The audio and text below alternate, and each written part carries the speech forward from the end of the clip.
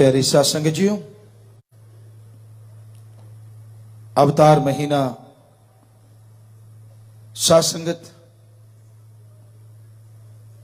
उस मालिक के रहमो करम से उसकी खुशियां हासिल करते हुए देश विदेश में मना रही है। और जो नजारे, जो लज्जतें, जो खुशियां मर्यादा में रहकर खुशी मनाने में है, वो अपने आप में बेमिसाल है। मर्यादा में रहो, वचनों पे रहो और खुशी मनाते रहो। ये महीना खुशियों का, क्योंकि खुशियां देने वाला शास्त नाम शाह मस्तान दाता रहबर इस धरा पे आया। जिन्होंने वचन सुनी, अमल कमाया, उनके अंदर वो परमानंद जो जुगों जुगों से शांत था, उन्हें मिलना शुरू हो गया। हर किसी के अंदर हरि रस अमृत आबो हयात वो परमानंद है। जिस तरह धरती में पानी, सरसों तिलों के दानों में तेल, उसी तरह वो भगवान और उसका परमानंद सबके अंदर है। कोई जगह उससे खाली नहीं।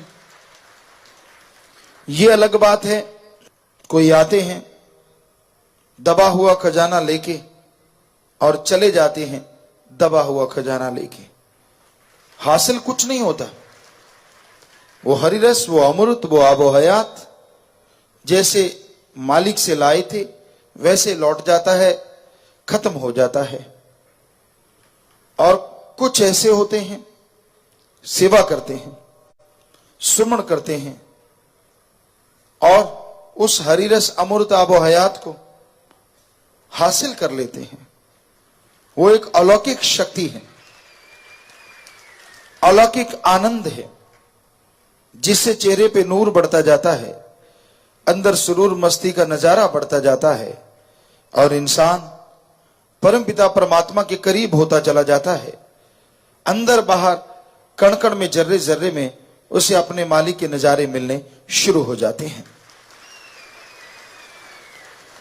बहुत ही नसीबों भागों वाले होते हैं जो स्मृति लोक में मालिक के नूरी स्वरूप के दर्शन कर लेते हैं। तो इसलिए, और जैसे जैसे ये कमियां निकलती जाएंगी वैसे वैसे आप मालिक के करीब होते जाएंगे। कमियां, अवगुण आदमी के, अगर आदमी निकालना चाहे तो सेवा सुमरन से ही निकलते हैं। सेवा करते रहो और सुमरन कम से कम 15 मिनट, आधा घंटा सुबह ऐसे शाम को जरूर किया करो। तभी आपके विचार आपके काबू में आएंगे। और जिनके विचार काबू में होते हैं, एड्स, काला पीलिया, बहुत सी ऐसी बीमारियां जिनसे अपने आप ही इंसान बच जाता है। क्योंकि जब विचार काबू में हो तो वो बुरे कर्म नहीं करता, और बुरे कर्म नहीं होंगे तो ये बीमारियां नहीं होंगी। तो अपने विचारों को काबू करना कोई मामूली बात नहीं होती। आदमी बैठा कहीं और होता है, उसका दिमाग, उस विचार कहीं और चल रहे होते हैं। आज मन आदमी का दिमाग बन गया है। जो भी सोचता है मन के अधीन, जो भी रास्ता अपनाता है मन के अधीन। मन के लगाम कसनी जरूरी है। टेंशन फ्री होके सेवा करो, सुमन करते रहो, अपने आप मन के लगाम कसी जाएगी। आपके लगाने से नहीं कसी जा सकती, बल्कि और टेंशन पैदा होती है और परेशानी आती है। तो मन के लगाम लगाने के लिए सेवा करो, दृढ़ यकीन रखो और सुमन करते रहो। ये तीनों बातें जिसके अंदर आ जाती हैं, मन उसका उसके लिए पानी भरना शुरू कर देता है। और इन तीनों बातों का आना बहुत बहुत बड़ी बात है और उसे उच्च कोटि का भक्त बना देता है। इसलिए भाई चलते बैठ के लेट के काम धंधा करते टाइम पास की बजाय सुमन करके टाइम पास करो। गपशप मार के इधर उधर की बातें करके जो आप टाइम पास करते हैं वो टाइम पास नहीं, टाइम बर्बाद होता है। खाली टाइम आपको मिल गया, सुमन करो, शब्दवाणी गाओ, ग्रंथ पढ़ लो, देखो नजारा। ना जी ये तो अलोनी सिल है जिसमें नमक मिर्च ना हो ना हो। कहते हैं खाली ब्रेड खाना भी गले में चिपक जाता है, लोग कहा करते हैं। उसी तरह राम नाम को लोग मानते हैं कि राम नाम ये तो अलोनी सिल है, ना नमक ना मिर्च। अब गप मारोगे तो उसमें मजा होता है, लोग गप मारते मसाला लगा लगा के। गरम मसाला होता है, मिर्ची भी होती, वो अच्छी लगती है। चुगली निंदा करने उसमें और ज्यादा मसाला होता है, उछल उछल के बोलते कहीं। अच्छा फिर क्या हुआ, तुझे क्या मिल रहा है, क्यों इतना उछल रहा है, उसको उकसाता है कि और बता क्या हुआ। तो इसमें भी मसाला हो गया।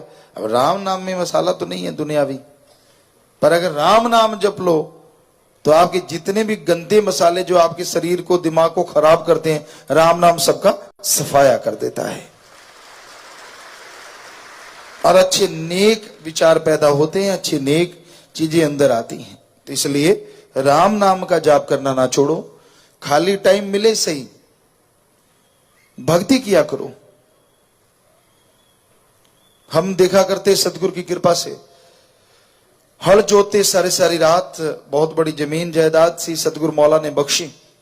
तो उसमें कई बार कभी कभी ऐसा भी होता कि रातों को भी चलाते, तो सारी सारी रात या तो शब्दवाणी या सिमरन सतगुरु मौला से जुड़े रहते और सतगुरु साथ ही रहता, कभी दूर होता ही नहीं। ये तो सुमन पे निर्भर है। तो करने की बात सिमरन कब नहीं किया जा सकता। आप पैदल जा रहे हो करते रहो, खाली है टाइम मिल गया करते रहो सिमरन, क्यों नहीं होता। बोल बोल के कर लो, अकेले हो कमरा बंद है आवाज बाहर नहीं जाती, बोल बोल के सिमरन करो, अपने आप मन काबू आ जाएगा।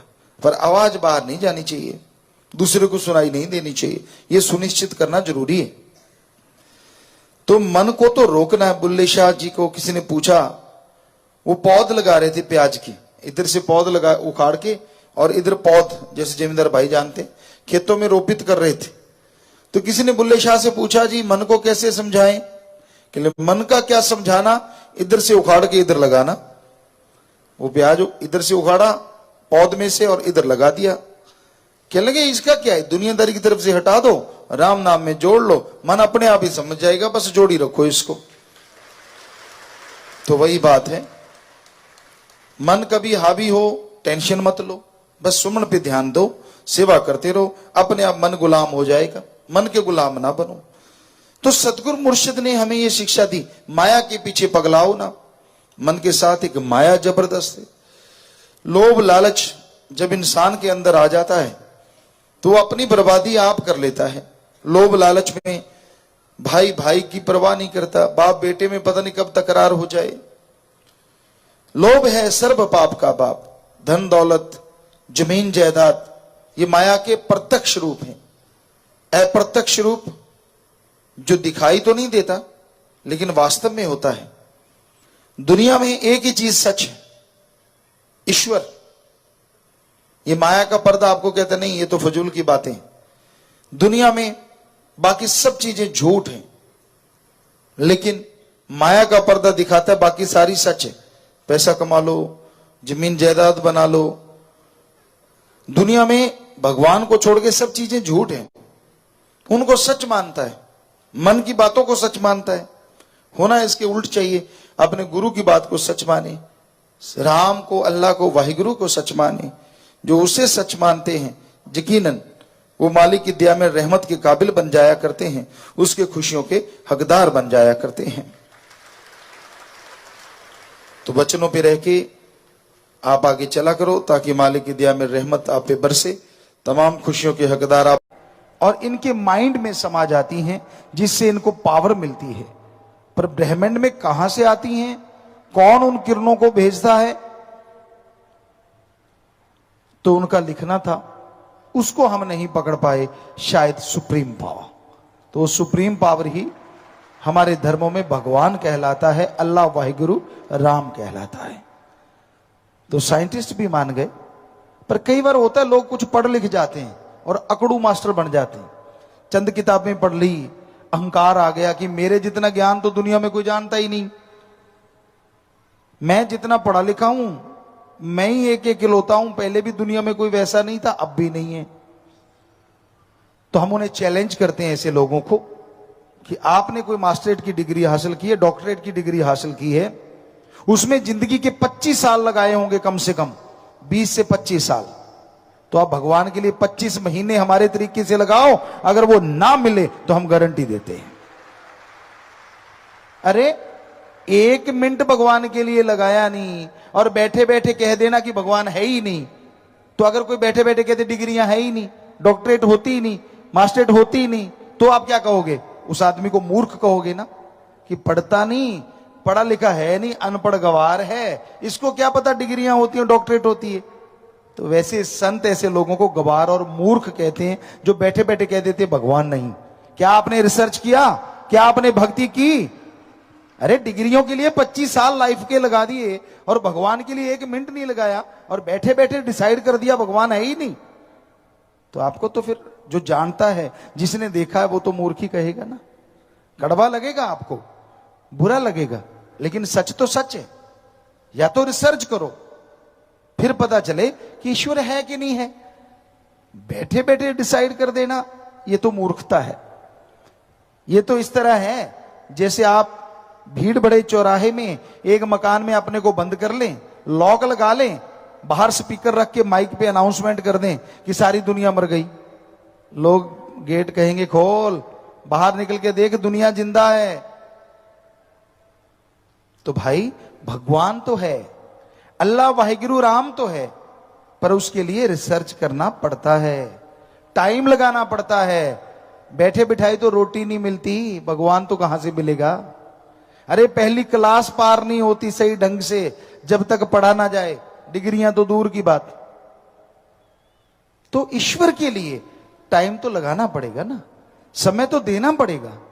हां, फिर वो ना मिले, फिर हम आपको गारंटी देते हैं आप जो मर्जी कहिए, पर समय पहले देना पड़ता है। पहले मेहनत, फल बाद में, ये थ्योरी है। चाहे आप कोई भी धंधा देख लो, पहले मेहनत करनी पड़ती है, फल बाद में मिला करता है। तो उसी तरह पहले भक्ति, भगवान बाद में। पहले भक्ति करनी पड़ेगी। ना पैसा दो, ना चढ़ावा करो, ना कपड़े बदलो, ना धर्म बदलो, ना भाषा बदलो, बस कुछ समय, घंटा सुबह शाम अपनी जीभा से, अपने ख्यालों से रिपीट करो उसका मेथड ऑफ मेडिटेशन, गुरु मंत्र। तो हो नहीं सकता कि उसके नजारे आपको ना मिले। पर अगर आप कुछ करते ही नहीं और अपने चंद किताबों के ज्ञान से अपने आप को कुछ अलग पंडित मानने लग गए, तो गलत है। ईश्वर है ही नहीं। ऐसे तो बहुत सारे उल्लू कहते हैं सूरज है ही नहीं। क्या आप लोग मानोगे कि सूरज नहीं है? पर उल्लू तो सारे कहते हैं कि सूरज है ही नहीं। क्यों? क्योंकि उनकी आंखें है ही नहीं जो सूरज को देख पाए। 100 अखियां बेन जिन्न सींदो मां पीरी, संतों ने लिखा है। इन आंखों से ईश्वर नहीं। जब इनको बंद करके हम ध्यान में बैठते हैं, समाधि में बैठते हैं, और फिर जब हमारी आत्मा ऊपर उठती है, तो वो उस ईश्वर को देख पाती है। फिर अंदर बाहर नजर आ सकता है, जब एक बार अंदर नजर आ गया। पर उसके लिए टाइम तो लगाना पड़ेगा ना, समय तो देना पड़ेगा।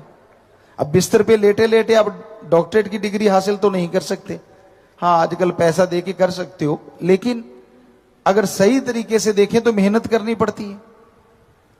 तो उसी तरह ईश्वर को पाने के लिए, मालिक को पाने के लिए समय लगाना पड़ता है।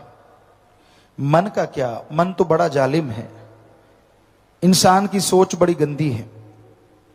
एक सोच होती है कि मैं अपने आप को कुछ भी बनाऊं, मुझे रोकने वाला कौन।